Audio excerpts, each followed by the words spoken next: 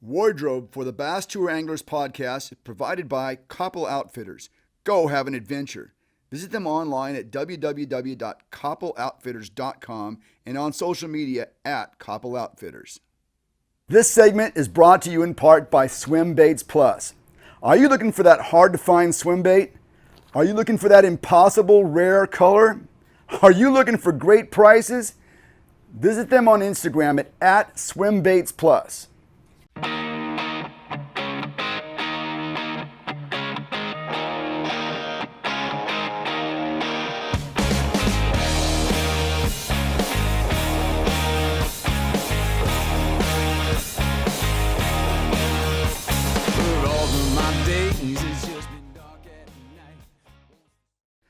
Well, hello everybody. Welcome to our Trophy Hunters segment. Our guest today grew up in Southern California chasing spotties. These are saltwater spotted bay bass, Alabama. Today, he's a noted big bass hunter with 9 fish over 10 pounds. He's widely known and respected as a bait painter. We'll talk a lot about that in this interview today.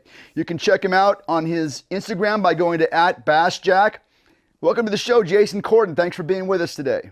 Yeah, thanks for having me, Keith. I really appreciate it. It's crazy that you selected me out of all the people out there. I mean, there's a lot of cool people that you have on the show thus far. Well, you know, here's the thing. There's a lot of talk about you out there. Good stuff. Good stuff. I mean, I hear stuff from a lot of the people I talk about. And one of the things we have not talked to anybody about yet is we have not had any painters on our show yet. Of our, people that we've had rod people and we've had other people, but we have not had anybody that really targets the coloring and the visualness. I may have just invented a new word there. but the visualness of swim baits, we have not really talked to anybody about that yet. So, what I was asking around who I should talk to about that, and your name came up, so here we are. So for our friends in the East, Southern California version of a spotty is different than an Alabama or a Kentucky spotty. Southern California spotty is a saltwater fish that lives on docks, rock piles, grass beds, ocean bays, all around Southern California. It sounds like a largemouth bass. As a result, there's a culture, but most of these places, I should say, are places you can't fish, right? Not allowed to fish there. As a result, there's kind of an underground culture of crafty anglers that stalk these fish. They're often referred to as ninjas. Does that kind of describe your early years of fishing? Yeah, for sure. Yeah, we were, sneaking around the docks, running away from security and all that good stuff. And, it was a blast when I was a kid, but, now I'm going to be 30 next year. So getting a little old and, that's kind of what transitioned me into the whole largemouth thing. And I bought a boat and whatnot. But yeah, it's a blast, man. Spotties they're awesome. They really are. Exactly. It's such a frustrating thing because these fish, they're out there and they're tremendous fish to catch, but there literally are no places legally that you can fish for them. I mean, if you got a boat, but even if you're in a boat, sometimes they'll run you off of fishing where these fish are. Yeah, that's kind of when we were kids, we kind of got into that whole legality thing. And, we were kind of me and a few buddies were chasing kind of the world record or whatever, because it was somewhat obtainable for that species of fish. So what we ended up doing was buying a float tube. And with the float tube in certain harbors, I think it's technically legal fishing. So, we went that route for a little bit and that was a blast. And we also fished illegal spots on the float tube too, because there's, with spotties, there's that gray area. I mean, the majority of it, like you said, is very illegal, unfortunately. But, there's no harm done if you're, respectful and not hitting people's boats and stuff like that. And, you're not keeping the fish or cutting up live bait and making a mess all over people's docks or whatever it might be. But yeah, man, it's fun. Well, and some of those best places to fish for spotties are down there in the port, right where the big cargo ships are. Of course, Homeland Security doesn't want you down there, right? Yeah. Oh, yeah. We took our float tubes back there a few times. And I actually caught a 30-pound black sea bass fishing for spotties off the float tube on a little chigger craw, like a 3/16 head, a shaky head, and a chigger craw. And man, that was something else. That was pretty fun as a kid. I mean, I still have a picture somewhere reminiscing around, but yeah. That is a big fish to be in a float tube with. Yeah, at first I caught it, Keith, actually in a foot of water. And At first I thought it was maybe not a foot of water. I should say, foot to 3 feet. It was way up on the rocks on a jetty in the back bay of LA Harbor. And yeah, it was just dogging me down into the rocks at first. And I thought it was a huge spotty, initially.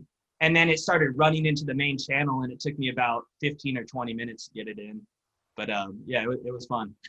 There's a lot of qualities of that quote unquote ninja crowd that remind me a lot of the skateboard culture that I grew up with. I grew up in the 70s, and we had the Dogtown culture, and we had the Tony Alvas and Hawk and all those guys. And I see a lot of that in today's spotty culture or ninja culture that goes and does that kind of fishing. Does that sound about right to you? Yeah, for sure. I was just having a conversation the other day about this with a buddy. I mean, it seems like a lot of people from, BMX and skating, like kind of the action sports, have gotten into fishing recently, and, surfing as well. A lot of that kind of transitions over. I don't know what it is. I mean, it's just, I don't know, being outdoors and, it's kind of beach related and stuff like that. I'm not too sure, but yeah, it's definitely, I definitely agree with that 100%. Well, I think it's kind of extreme. I mean, at least in that fishing, I mean, you are going under fences to get places, and you're going into and fishing in waters that may not be where you're supposed to be, and stuff like that. And it's got that kind of rebellious tone to it. It's all good. It's all good fun. Oh, for sure, 100%. And that's the same thing with the big swim baits. I mean, it's hours and hours of grinding, and it really is, extreme, if that is the word that you choose. And yeah, it's pretty crazy. It's fun stuff. So people don't really go fishing. They have sessions, right? I think so. Yeah. I still tell my parents I'm going fishing. So it's, yeah, whatever you choose. Yeah.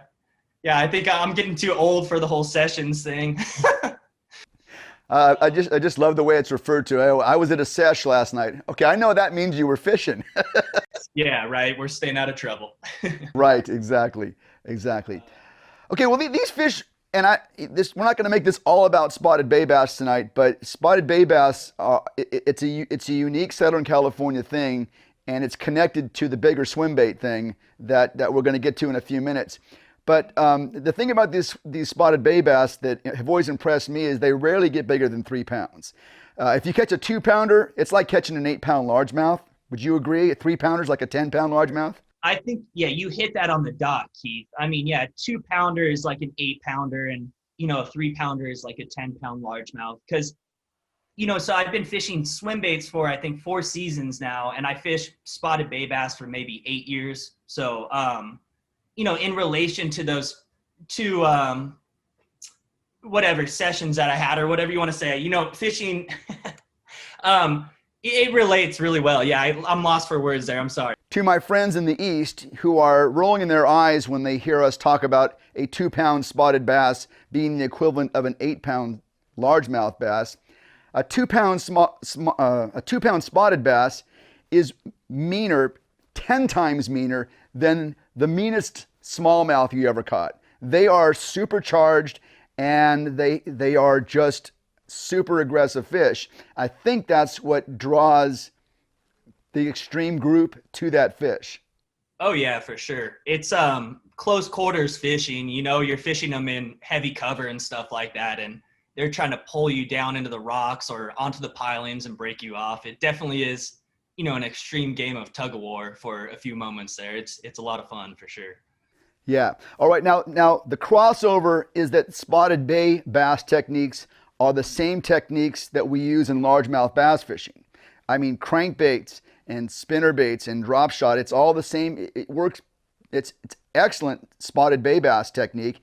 And that, I think, is what causes people to transition from spotted bay to largemouth, and vice versa sometimes. Yeah, 100%. With spotties, I was fishing a lot of swim baits, a lead head with a swim bait tail on it. But it's the same style fishing. You're finding the fish in a certain area and, locating the fish, and then you're casting your bait past the fish and bringing it naturally into their little, zone or feeding zone or whatever. And, that's how you get them to eat. And I've applied those same techniques, straight to swim baits with largemouth, and it seems to pay off pretty well. And, you know, a lot of times with spotties, you're looking for current, you know, around little points and stuff like that. And, you know, wind chop tends to help you, bait, water clarity. You can even get into the moon phases that affect the tides and stuff like that. It all really does, you know, relate. It's pretty crazy. No, exactly. They're extremely tide related. So now, when did chasing trophy largemouth become your thing? You've said you don't fish as much for the spotties anymore.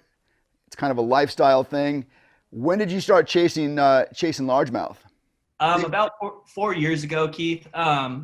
You know, a coworker of mine at the time, I was fishing spotties and stuff like that, and a coworker had told me and showed me his collection of swim baits, and you know, he explained to me how the fish will kind of chase it up to the bank and, you know, kind of attack it how a killer whale attacks a seal or whatnot. And I was like, you know, that sounds pretty fun. And, you know, it's interactive and you're coaxing the fish into eating the bait and stuff like that. So I, you know, had to give it a try. And, you know, I fell in love with it, man. It's a lot of fun. It's super addicting. You know, you make a great point there. You talk about the way a killer whale attacks a seal or something like that up on the shore. Yeah. If you've never seen bass chase trout that were just dropped in the lake by the Department of Fish and Game, if you've never seen that phenomenon, that's pretty amazing. I can recall days at Casitas when the truck would drop them, and the largemouth, they knew that the truck was coming. I don't know if they felt the vibration or what the deal was, but some of the things that we saw were awe-inspiring. Oh, for sure. Yeah. Yeah. We've seen, a bunch of crazy things with the largemouth and stuff like that. I mean, my biggest fish that I caught, I mean, it seemed like it kind of pinned it up right against the boat. But yeah, we've seen it all, man.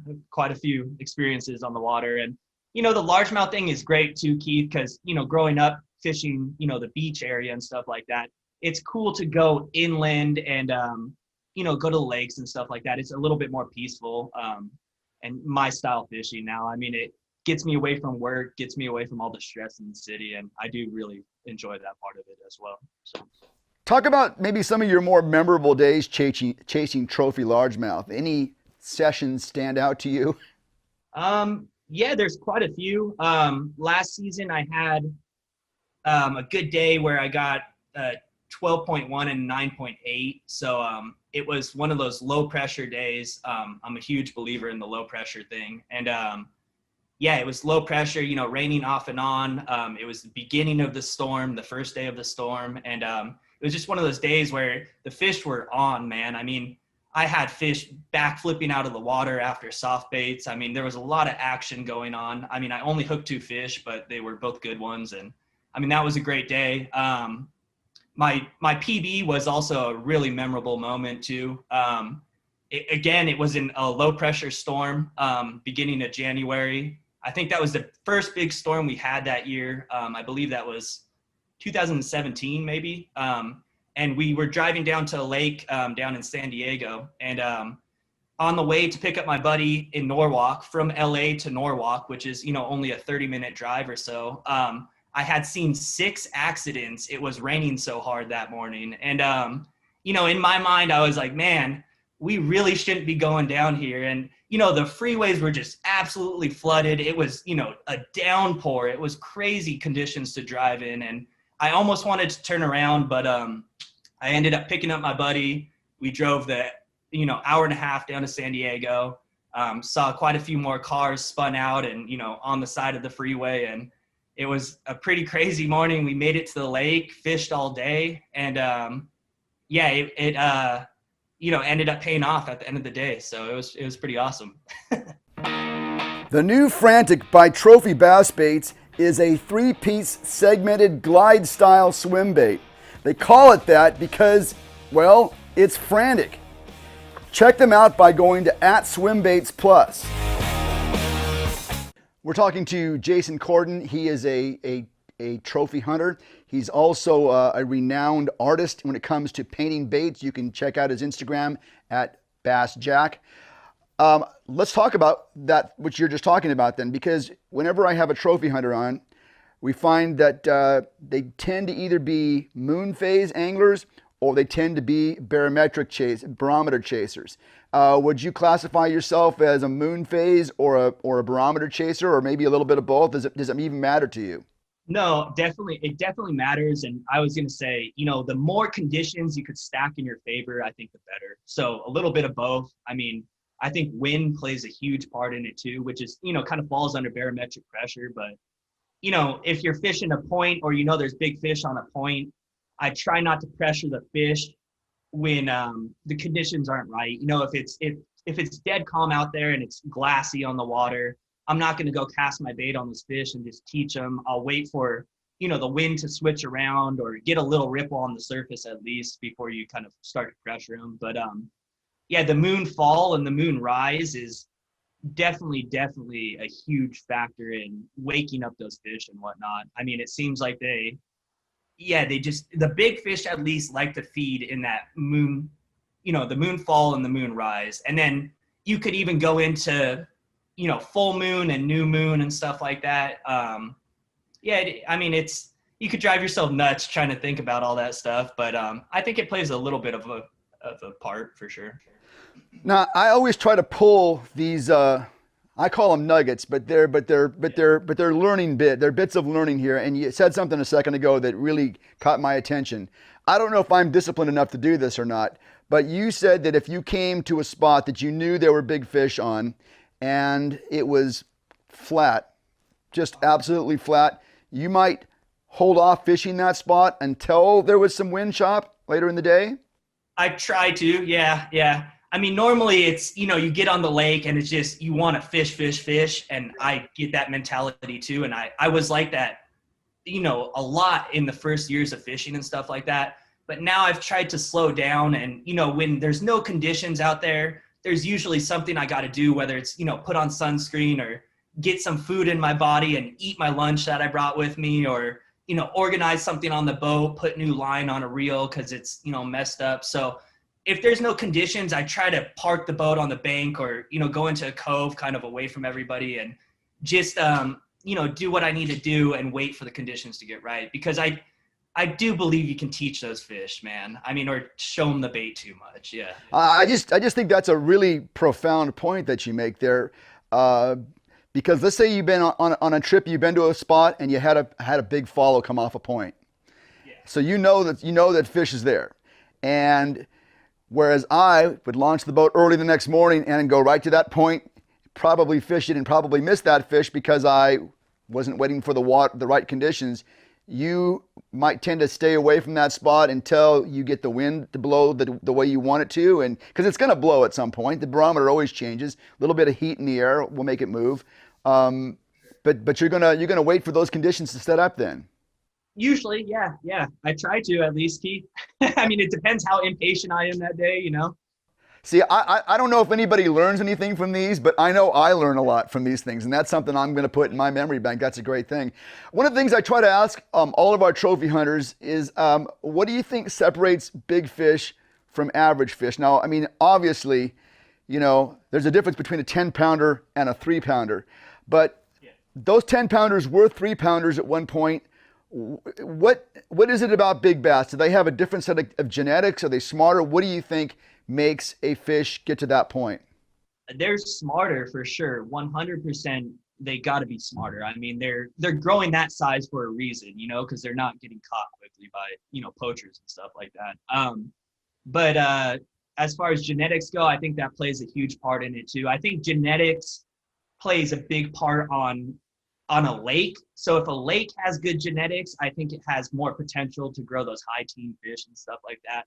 I mean, you look at all these lakes that kick out the high teen fish and they continue cycle after cycle. It seems like they continue to kick out, those mid-teen to high teen fish occasionally. And so genetics plays a big part in that. I mean, right now I'm after a 13-pounder and, I really only fish lakes that I know have the genetics to grow those, mid-teeners and stuff like that. Because otherwise you're really gambling there. I mean, if you're fishing a lake that you kind of know nothing about and nobody's caught big fish out of it, I mean, there very well might be big fish in it, but it's better, again, to stack the odds in your favor so, you can catch that big one. Sounds to me like maybe you tend to make those longer drives down to San Diego then, maybe. Is that right? Yeah. I drive, to be honest with you, Keith, I drive all over the place. Yeah. It's, I'm here in Torrance, a little south of LA, and it's about an hour and a half to the closest lake, which again is, it's a good thing and a bad thing. It gives you time to think about what you're going to do that day and, kind of set up, mentally for what you want to, how you want to approach the fish and stuff like that. Whether you're on fish or you're going to a new lake. Yeah, so it's far.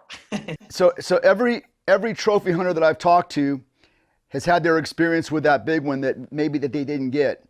Have you seen the world record bass? Have you seen it with your own eyes, or have you seen one close? It's hard to tell. The lake that I caught my PB from, it's well known for a lot of big fish. Dottie came from there, so that kind of gives it away. But it's no secret, man. I mean, people get all worked up on the internet, but it's all these are public waters. And anyways, I've seen some fish in there that are, I want to say, pushing high teens, maybe low 20s. I mean, I've seen two fish that I want to say are 19 or 20, but who really knows? I mean, it's tough to. I've never even caught a teener, man. So, it might be a 15-pounder, and it just gets me excited. Okay. Yeah, well, that's fair enough. It's fair enough. I smell a rat. Do you want to get in on the rat swim bait craze? Check out You Dirty Rat by Trophy Bass Baits, available at Swim Baits Plus. Visit their Instagram account at Swim Baits Plus and find out what the noise is all about. We're talking with Jason Kordan. He is at Bass Jack on Instagram. Make sure you check out his website. Let's shift gears now and talk about what you're very well known for, and that is the painting of baits. When did you realize that you had a talent for painting baits? I guess when people started kind of contacting me to buy or to have me repaint their baits, that was, a big light bulb going off in my head, and it was pretty cool, man. I mean, it's cool to see that people appreciate the artwork and stuff like that, and it's fun for me to do. I've always loved fishing and stuff like that, so it's definitely fun to paint these baits. So this is obviously something that you started doing on your own way before, and somebody saw one and say, "Hey, what's that?" And you explained to them that you did it. Is that how it worked out? Yeah, I was on Instagram and stuff like that, and I had started painting because there was a older painter, RB Tech. A lot of people should know who that is. And he kind of stopped painting out of nowhere. I think he had a kid and stuff like that. And the fumes are kind of, bad for infants and whatnot. But yeah, so he, stopped painting. And, I just wanted to kind of paint my own lures and customize my own stuff. And, it all snowballed from there pretty much. And it's turned into a business, right? Yeah, a little side business. It helps me, pay for these trips and all the gas money and whatnot that goes into chasing the largemouth. Probably should be a good tax write-off then. Yeah, right. So I when we talk about color and pattern, I know as an angler, I have to convince myself before I ever pick up a bait and fish it, I have to be able to convince myself that it's going to work. Where do you see the importance of color, pattern, and texture in baits?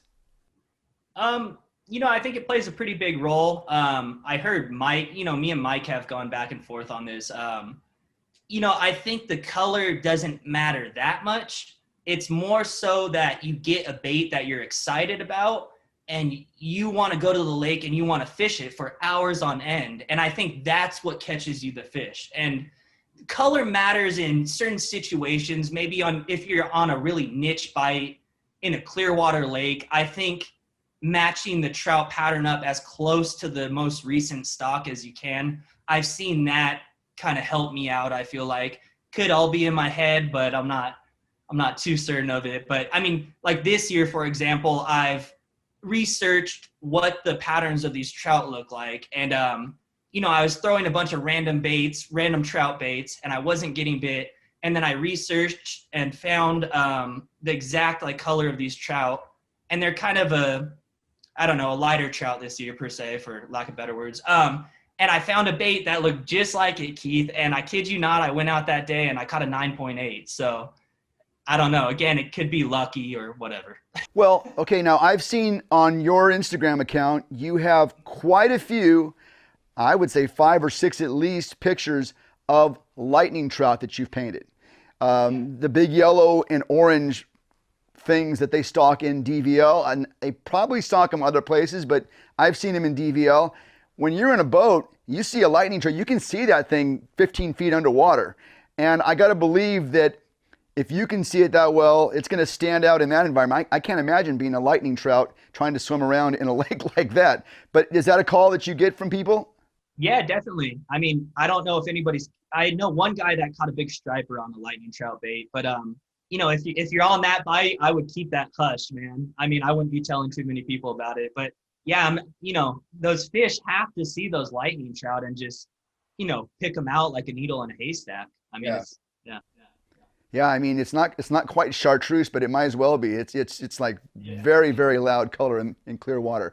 Well, okay, so I mean this is something that I've always felt as well. And you're right. Some swim bait anglers don't pay attention to the color as much, but I think I agree with you.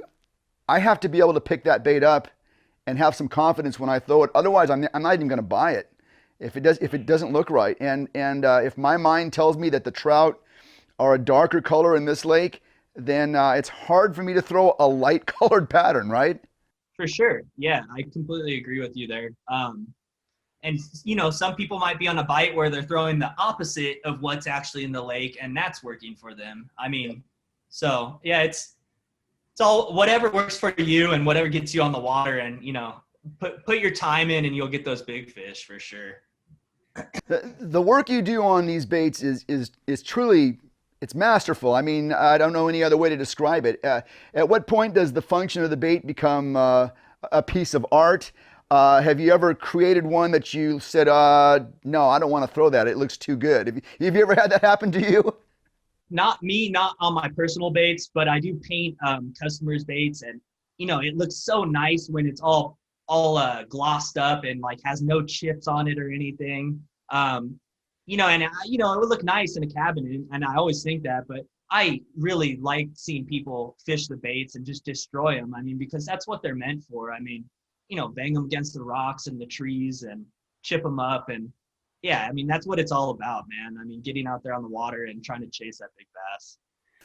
Now, also from the point of view of the visual trigger on these baits, are there triggering details that you try to put in your paints? Like, I mean, I know that a lot of the pros I talk to, they dip their jig tips in chartreuse dye religiously. I'm wondering, as a swim bait painter, do you add those kinds of things? For me personally, I love to have a chartreuse head on the top so I can watch the bait myself. But are there triggering mechanisms that you as an artist can add to that bait? Yeah, I think so. I mean, some people request like the chartreuse on the head to trap the bait. What I like to do is kind of detail the gills and kind of the underside of it, because a lot of the time that bait is swimming up above the bass, and they're looking at the belly mainly. So something a little different than just a white belly, some red around the gills and stuff like that always helps.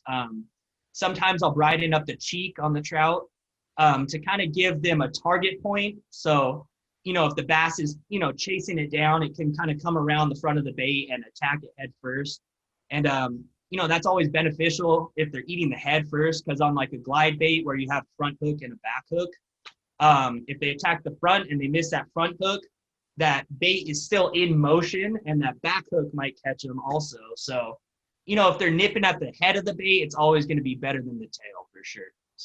Yeah. So what I was gonna say is that I know that a lot of bait makers will accentuate like the eyes, for example, maybe make the eyes bigger because that's what these fish want to eat. They want to eat head first.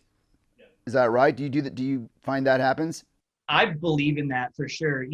I get a lot of fish that will eat the tail end, but the majority, I would say 80% of my bites are the teeth marks are on the head of the bait, or they're hooked on the front hook. And I've seen, in the Clearwater lakes, I've seen them chase down trout, and they'll chase it down and kind of get in front of it and cut it off and then eat it. I mean, so they're definitely trying to digest it as easily as possible. So let me ask you: Have you ever considered taxidermy kind of work? Because your stuff is that good. I mean, Thank you. have you ever considered doing that kind of work? I've looked into it. I have my first 10-pounder that I caught up at the wood. That guy is taxidermied. It's obviously a replica mount, Yeah. but it's done by Jimmy Lawrence is the guy's name, and he does killer work. I mean, it's quite amazing. And I want to get my first teener. I want to get that replica mounted. So maybe I'll, dabble in that then. I've looked at the blanks, and it's kind of tough they don't have very many options on the blanks. But yeah, I might get into it eventually here. It would be fun to do. I mean, I want to paint up a spotty too. So maybe if I can find a spotty blank, I'll kind of start on that too. It'd be awesome to do. I appreciate that, man, that, people enjoy my work so much. Well, it's pretty cool stuff, and I just am always impressed by how this hobby of ours turns into things like podcasts and bait painting and guide services and things like that. I mean, you just don't know, but you find that there's a following out there that is interested in it. What's in the future for you, Jason? What's going to happen with you and painting baits? What do you think? I'd love to make a living out of fishing, and that way I could paint. And I'm making a bait here in the near future. I'm working on that. I'm working out all the kinks and prototyping it, testing it. It's a long process, and I want to make something that's reliable for everybody.